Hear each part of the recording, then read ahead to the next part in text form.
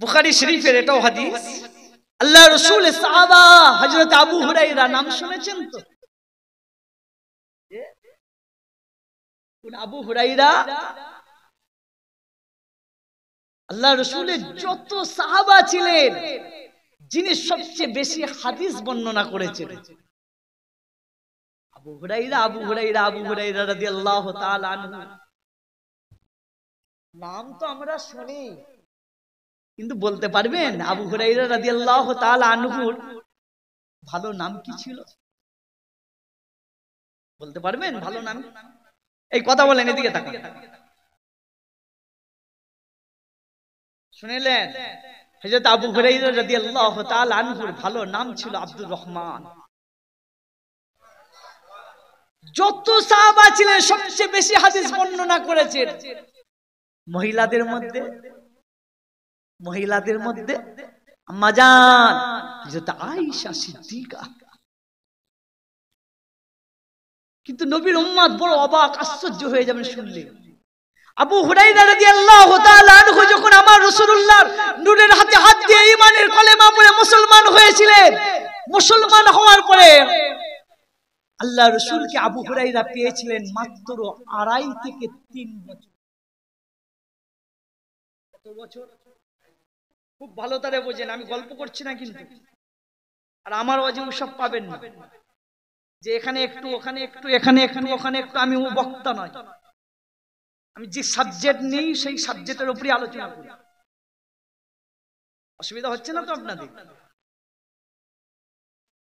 তাহলে আল্লাহ রাসূলকে আবু হুরায়রা রাদিয়াল্লাহু তাআলা আনহু পেয়েছিলেন কত বছর? 2.5 থেকে 3 বছর। 3 বছর পুরো কমপ্লিট নয়।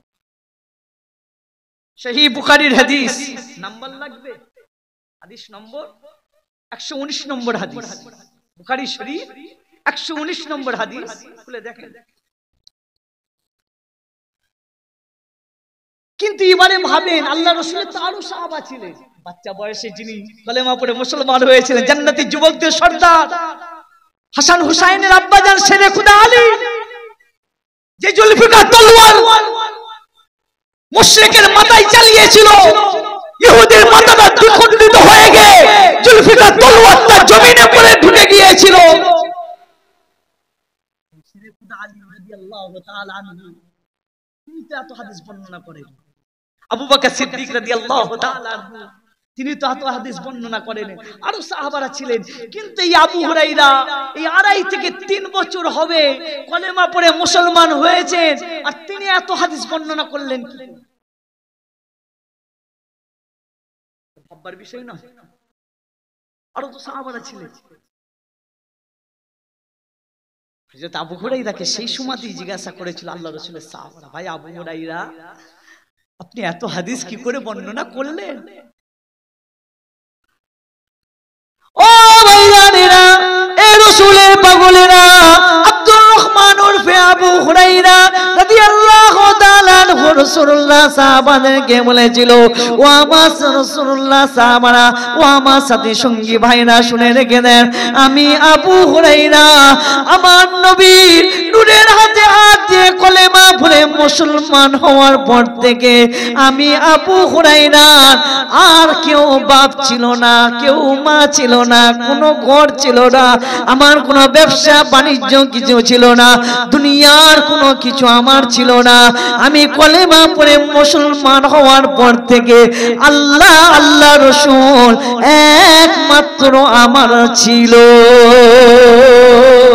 আরো জোরে বলে, ও ভাইজানেরা, হযরত আবু হুরায়রা বলে, ও আমার সাথী সঙ্গী ভাইরা, কিন্তু আল্লাহর রাসূলের অন্য সাহাবারা আমার রাসূলের জবান মুবারক দিয়ে কথাবার্তা গুলো শুনতো, আল্লাহ রাসূলের পিছনে জামাতের সঙ্গে নামাজ আদায় করে নিয়ে যে যার দুনিয়ার কাছে বাইর হয়ে যেত।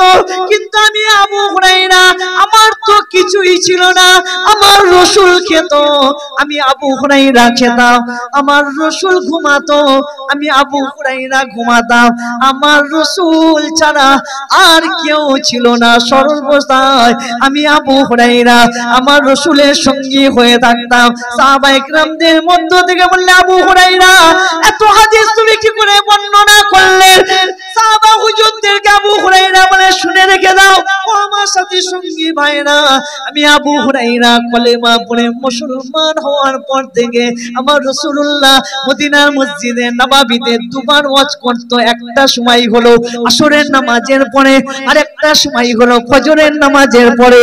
ও ভাই জানেরা, হযরত আবু হুরায়রা বলেন, এছাড়াও আমার রাসূল যখন সাহাবায়ে কিরামদেরকে নিয়ে মাঝে মাঝে তালিমে বসে যেত, আমি সেখানেও যেতাম। কিন্তু আমি আবু হুরায়রা আমার রাসূলের জবান মুবারক দিয়ে হাদিস শরীফ গুলো শোনার পরে, কোরআন পাক গুলো শোনার পরে, কোরআন তেলাওয়াত গুলো শোনার পরে, কথাবার্তা গুলো শোনার পরে আমি আবু হুরায়রা তারপরে সব ভুলে যেতাম, মনে রাখতে পারতাম না।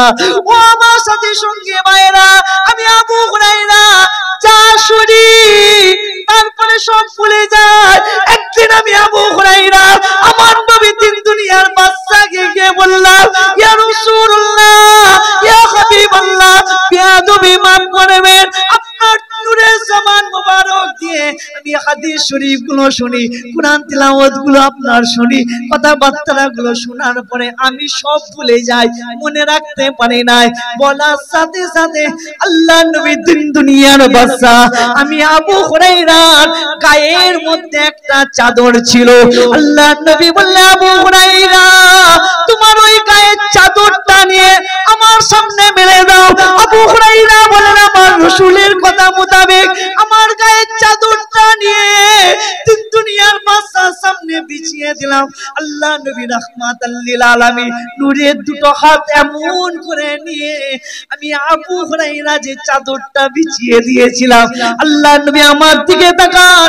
ইমাম বুখারী রাহমাতুল্লাহ আলাইহি বুখারীর হাদিসের মধ্যে লেখে, আবু হুরায়রা বলেন, নবী আমার নূরের হাত মোবারক এমন করে নিয়ে আমার চাদরের মধ্যে এমন করে কি যেন ওপর করে দিল। আমি আবু হুরায়রা আমার রাসূলের হাত মোবারক দিয়ে কোনো জিনিস, কোনো বস্তু আমার চাদরে আমি পড়তে দেখলাম না। আমার নবী খালি হাত দিয়ে এমন করে উপর করে দিবার পরে আল্লাহ নবী বললেন, আবু হুরায়রা তোমার চাদরটা নিয়ে তুমি পুতলা বানাও। আমার রাসূলের হুকুম মোতাবেক আমি আবু হুরায়রা চাদরটা নিয়ে পুতলা বানালাম।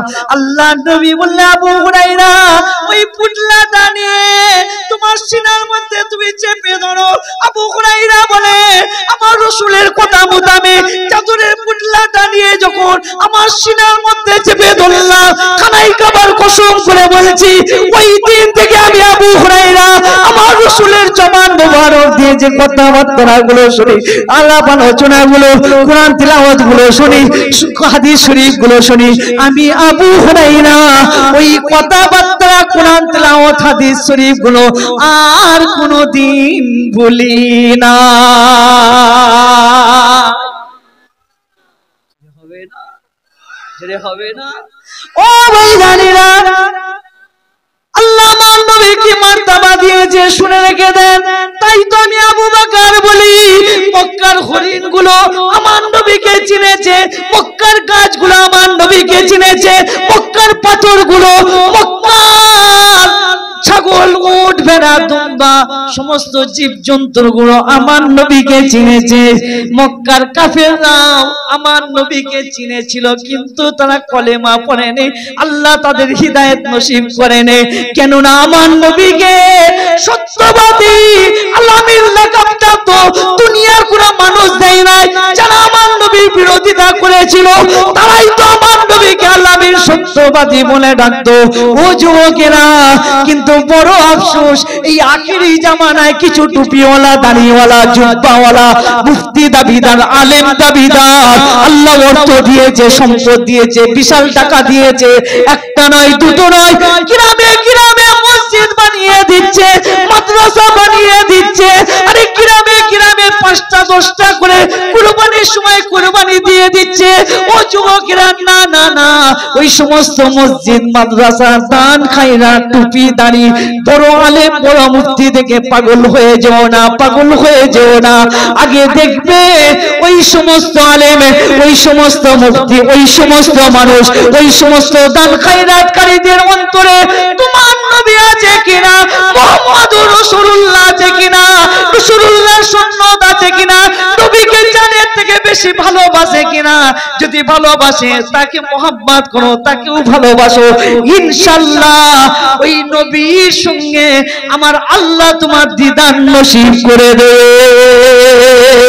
আরো জোরে বলে ও ভাইজানেরা, মক্কার কাফিররা আমার নবীকে চিনতে পারে না, মক্কার কাদাগুলো নবীকে চিনেছিল। আমি আবু বকর খুব সংক্ষেপে বলে দিয়ে যাচ্ছি, আমার রাসূলের একটা গাধা ছিল, গাধা গাধা গাধা, কিতাবের মধ্যে পাওয়া যায়, খুব সংক্ষেপে বলে যাচ্ছি। ও বাঁকুড়া পদুয়া আমার ভাইরা পাড়া মায়েরা বোনেরা বেটিরা শুনে রেখে দেন, আল্লাহ রাসূলের একটা গাধা ছিল, হাদিস পাকে গাধাটার নাম এসেছে ইয়াফুর। ওই গাধা আমার রাসূলুল্লাহ সঙ্গে সে আরবি ভাষায় কথা বলে, সাহাবারা আক্কা বাক্কা খেয়ে গিয়েছে। গাধা আমার রাসূলের কাছে আরবি ভাষায় মানুষের সঙ্গে কথাবার্তা বলে। ও যুবকেরা, আমি সংক্ষেপে বলে দিয়ে যাচ্ছি, গাধা আমার রাসূলকে কিরকম ভালোবেসেছিল শুনে রেখে দেন। ওই গাধা আমার রাসূলের কাছে থাকতো, গাধাটার নাম ছিল ইয়াফুর। আল্লাহ রাসূলের গাধা ইয়াফুর। আমার রাসূলের যত সাহাবা ছিল সমস্ত সাহাবাদের ওই গাধাটা চিনতো। আল্লাহ নবী কোন সাহাবাকে যখন ডাকার প্রয়োজন হতো, মাঝে মধ্যে ওই গাধাটাকে পাঠিয়ে দিত সাহাবাকে ডাকার জন্য। ও ভাইজানেরা, আমি আবু বকর সংক্ষেপে বলে দিয়ে যাচ্ছি, 1 তারিখে আল্লাহ নবী ইয়াফুর নামে গাধাকে বলে, গাধা যাও আমার উমরকে তুমি ডেকে নিয়ে এসো। আল্লাহ রাসূলের গাধা ইয়াফুর ছুটে ছুটে ছুটে ছুটে ছুটে ছুটে ছুটে ছুটে হযরত ওমরের ঘরের দরওয়াজায় গিয়ে নিজের মাথাটা দিয়ে একটা ধাক্কা মেরেছে। গাধা, আল্লাহ রাসূলের গাধা ইয়াফুর ওমর ফারুকের ঘরের দরওয়াজায় গিয়ে মাথা ধাক্কা মেরেছে। ও ভাইজানেরা, এই যুবকেরা, এই রাসূলের পাগলেরা, ও সেখানে মুস্তাফারা শুনে রেখে দাও। আল্লাহ নবী সাহাবা হযরত ওমর ফারুক বলেন, আমি আওয়াজ পেয়ে ঘর থেকে বাইর হয়ে এসে দেখলাম আল্লাহ রাসূলের গাধা ইয়াফুর এসেছে। আল্লাহ রাসূলের গাধা ইয়াফুর ওমরকে মাথা নাড়িয়ে নাড়িয়ে বলেন, আল্লাহ রাসূলের ডাক হয়েছে, চলো।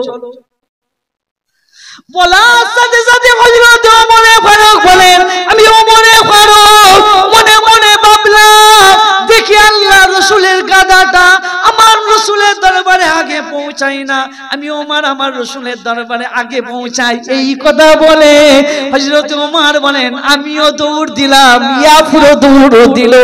আমি ওমর ফারুক দৌড়ে দৌড়ে দৌড়ে দৌড়ে তিন দুনিয়ার বাদশার দরবারে গিয়ে দেখলাম, আমি ওমরের পৌঁছাবার আগে আল্লাহ রাসূলের গাধা ইয়াফুর আল্লাহ রাসূলের দরবারে আগে পৌঁছে গিয়েছে। আরো জোরে বলে ও ভাইজানেরা, আল্লাহ রাসূলের গাধা ইয়াফুর আমার নবীকে এত ভালোবাসতেন, এত মহব্বত করতেন। আমার নবী তোমার নেতা রাহমাতাল লিল আলামিন 63 বছর বয়সে নবী আমার যখন দুনিয়া থেকে পর্দা নিলেন, আল্লাহ রাসূল পর্দা নিয়ে নিলেন, দুনিয়া থেকে বিদায় নিয়ে নিলেন। সাহাবায়ে কিরামদের মধ্যে প্রেশারের মধ্যে পড়ে আছে, কে কাকে আটকাবে। এদিকে ওমর ফারুক তলোয়ার তুলে বলে, কেউ যদি বলে আমার নবী মারা গেছে, আমি ওমর তলোয়ার দিয়ে তার গর্দান জোড়া করে দেব। হযরত ওমর ফারুক এইভাবে সাহাবায়ে কিরামদেরকে চিল্লা আওয়াজ দিয়ে বলে, সাহাবারা যে যার প্রেশারের মধ্যে পড়ে গেছে, আর রাসূল বলে ডাকতে পারবে না। সাহাবারা মক্কার জমিনে মদিনার জমিনে একটা আলাদা অবস্থা হয়ে গিয়েছে, কে কাকে আটকাবে। কিন্তু আল্লাহ রাসূলের গাধা আমার নবীকে এত ভালোবাসতেন, এত মহব্বত করতেন। আল্লাহ রাসূল দুনিয়া থেকে পর্দা নিবার পরে এই খবর শোনার সাথে সাথে, বুঝতে পারার সাথে সাথে আল্লাহ রাসূলের গাধা ইয়াফুর মদিনার অলিতে গলিতে পাগলের মতো দৌড়ায় আর চিৎকার করে গাধার ভাষায় চিৎকার করে ডাকতে থাকে আর চোখ দিয়ে পানি পড়তে থাকে। কিতাবের মধ্যে পাওয়া যায় ওই ইয়াফুর নামের গাধাটা মদিনার অলিতে গলিতে এইভাবে দৌড়তে দৌড়তে মদিনার একটা গলি ছিল, ওই গলির ভেতরে পড়ে গিয়ে আল্লাহ রাসূলের গাধা ইয়াফুর ওই কুয়ার মধ্যে ইন্তেকাল হয়ে গেলেন। আল্লাহুম্মা সাল্লি আলা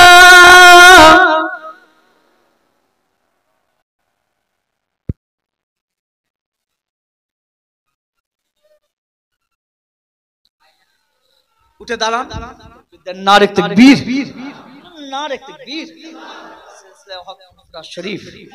सिलसिला हक फुरफुरा शरीफ औलादे मुजाद्दिदुज ज़मान औलादे मुजाद्दिदुज ज़मान दादा पीरेर हक सिलसिला विश्व नबी